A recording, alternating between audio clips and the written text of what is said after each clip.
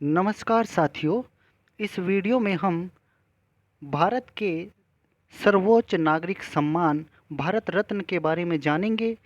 देखेंगे कि हम जब किसी व्यक्ति को भारत रत्न मिल जाता है तो उसके बाद उसको क्या क्या सुविधाएं दी जाती हैं, कौन व्यक्ति इसके योग्य होते हैं और एक वर्ष में कितने व्यक्तियों को दिया जाता है, कैसे भारत रत्न दिया जाता है, इसकी प्रक्रिया क्या होती है।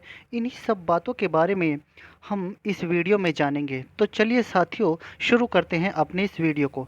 सबसे पहले हम बात करते हैं कि भारत रत्न क्या होता है। देखिए, जो भारत रत्न है वो देश का सर्वोच्च नागरिक सम्मान होता है। यह सम्मान राष्ट्रीय सेवा के लिए दिया जाता है। भारत रत्न देने की शुरुआत 1954 में हुई थी। सबसे पहले भारत रत्न जो है वो 1954 में दिया गया था। अब हम बात करते हैं भारत रत्न किसे दिया जाता है। तो भारत रत्न सम्मान ऐसे व्यक्ति को दिया जाता है जिसने देश के किसी भी क्षेत्र में महत्वपूर्ण कार्य किया हो और अंतर्राष्ट्रीय स्तर पर अपने देश का मान बढ़ाया हो। कला, साहित्य, विज्ञान, राजनीतिज्ञ, विचारक, वैज्ञानिक, उद्योगपति, खेल, लेखक और समाज सेवा के क्षेत्र में असाधारण सेवा के लिए उच्चतम स्तर की लोक सेवा को मान्यता देने के लिए भारत रत्न सम्मान दिया जाता है। अब बात करते हैं हम कि भारत रत्न जो है सबसे पहले किस व्यक्ति को दिया गया था। तो अगर हम बात करें कि हमारे देश में सबसे पहले भारत रत्न 1954 में सी राजगोपालाचारी, सर्वपल्ली राधाकृष्णन और सीवी रमन को दिया गया था। उस समय भारत रत्न सिर्फ जीवित व्यक्ति को ही दिया जाता था, लेकिन साल 1955 में यह सम्मान मरणोपरांत भी दिया जाने लगा। इसके बाद हम बात करते हैं भारत रत्न में कितनी राशि दी जाती है। तो अगर हम आपको बताएं तो भारत रत्न प्राप्त करने वाले व्यक्ति को किसी तरह की कोई धनराशि नहीं दी जाती है। यही बात आपको याद रखनी है कि भारत रत्न में कोई धनराशि नहीं दी जाती है, हालांकि उन्हें कई तरह की सुविधाओं का लाभ ज़रूर मिलता है। अब हम बात करते हैं भारत रत्न जब किसी व्यक्ति को मिल जाता है तो उसको क्या क्या सुविधाएं मिलती हैं। सबसे पहले भारत रत्न से सम्मानित व्यक्ति को भारत सरकार की ओर से एक प्रमाण पत्र और एक पदक मिलता है। भारत रत्न से सम्मानित व्यक्ति को मुफ्त रेल यात्रा करने की सुविधा मिलती है। इसके अलावा दिल्ली सरकार भी उस व्यक्ति को मुफ्त बस सेवा प्रदान करती है। भारत रत्न से सम्मानित व्यक्ति को भारत सरकार की तरफ से वारंट ऑफ प्रेसिडेंस में जगह दी जाती है। अब हम बात करते हैं कि ये वारंट ऑफ प्रेसिडेंस क्या होता है। तो जो वारंट ऑफ प्रेसिडेंस होता है ये एक तरह का प्रोटोकॉल है। क्या है ये? एक तरह का प्रोटोकॉल है। इसके तहत राष्ट्रपति, उपराष्ट्रपति, प्रधानमंत्री, राज्यपाल, पूर्व राष्ट्रपति, उप प्रधानमंत्री, मुख्य न्यायाधीश, लोकसभा स्पीकर, कैबिनेट मंत्री, मुख्यमंत्री, पूर्व प्रधानमंत्री और संसद के दोनों सदनों के विपक्ष के नेता के बाद भारत रत्न से सम्मानित व्यक्ति को जगह मिलती है। भारत रत्न पाने वालों को महत्वपूर्ण सरकारी कार्यक्रमों में भी आमंत्रित किया जाता है। अब हम बात करते हैं भारत रत्न देने की प्रक्रिया क्या होती है, कैसे प्रधानमंत्री सेलेक्ट करते हैं किसी व्यक्ति के नाम को जिनको भारत रत्न दिया जाना है। तो देश के जो प्रधानमंत्री होते हैं खुद ऐसे व्यक्तियों का चयन करते हैं जिसे भारत रत्न दिया जा सकता है। देश के प्रधानमंत्री ऐसे व्यक्तियों को भारत रत्न देने का प्रस्ताव राष्ट्रपति को दे सकते हैं। प्रधानमंत्री एक साल में अधिकतम 3 लोगों को भारत रत्न देने का प्रस्ताव भेज सकते हैं।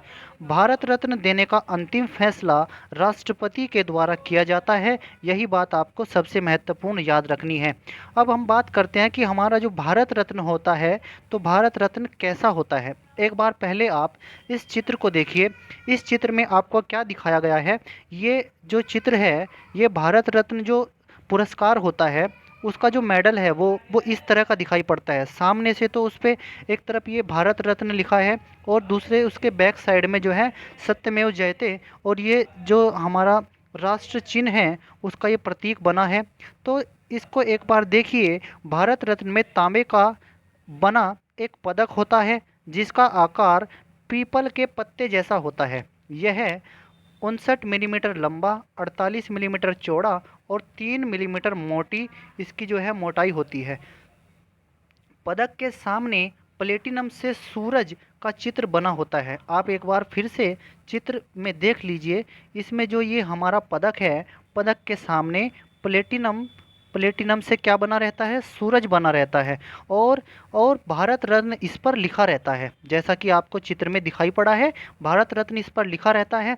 जबकि पदक के पीछे अशोक स्तंभ का चिन्ह बना होता है और साथ में सत्यमेव जयते भी इस पर लिखा होता है। इसके बाद ये चित्र दोबारा से एक बार और इस चित्र को भी आप देखिए। इस चित्र में आपको क्या दिखाई पड़ रहा है, ये सामने की तरफ से भारत रत्न जो मेडल होता है, ये सामने की तरफ का चित्र है और ये वाला सामने की तरफ का चित्र है और ये वाला इसके बैक साइड का चित्र है। इस पर इधर ये अशोक स्तंभ बना हुआ है और ये प्लेटिनम से सूरज बना हुआ है। और ध्यान से देखिए आप, इस पर जो सामने की ओर से होता है, इस पर सामने की तरफ ये भारत रत्न लिखा हुआ है और जो बैक साइड में सत्यमेव जयते इस पर लिखा रहता है। इसके बाद हम बात करते हैं कुछ महत्वपूर्ण तथ्यों की। जैसे एक ऐसे भारतीय भी हुए हैं, उनको भारत रत्न मिला था लेकिन उनको भारत से बाहर पेरिस में दफनाया गया था। ये कौन थे? भारत रत्न से सम्मानित जहांगीर रतन जी टाटा भाई टाटा को जहांगीर रतन जी दादा भाई टाटा को पेरिस में पेरे लेचसे नामक कब्रिस्तान में दफनाया गया था। इसके बाद एक चीज़ और आप जानिए, क्या भारत रत्न मिलने के लिए पद्म विभूषण मिलना जरूरी है? तो ऐसा नहीं है, भारत रत्न मिलने के लिए पद्म विभूषण की ज़रूरत नहीं होती है। इसके बाद एक और आप महत्वपूर्ण बात जानिए, अपने कार्यकाल में भारत रत्न पाने वाले प्रधानमंत्री कौन है? तो ये कौन है? पंडित जवाहरलाल नेहरू जी हैं और इनको 1955 में भारत रत्न दिया गया था। अब आपको ये बात समझ में आ गई होगी कि हमारा भारत रत्न कैसा होता है, क्या इसमें कोई धनराशि दी जाती है, भारत रत्न पाने वाले व्यक्ति को क्या क्या सुविधाएं दी जाती हैं, कैसे भारत रत्न किसी व्यक्ति को दिया जाता है, क्या क्या उसकी प्रक्रिया होती है, और वारंट ऑफ प्रेसिडेंस क्या होता है। इन्हीं सब बातों को आपने इस वीडियो में देखा है। अगर आपको ये वीडियो अच्छा लगा है, इसमें आपको कोई नई जानकारी प्राप्त हुई है, तो कृपया करके वीडियो को लाइक कीजिए, शेयर कीजिए और हमारे चैनल को सब्सक्राइब कीजिए। धन्यवाद साथियों।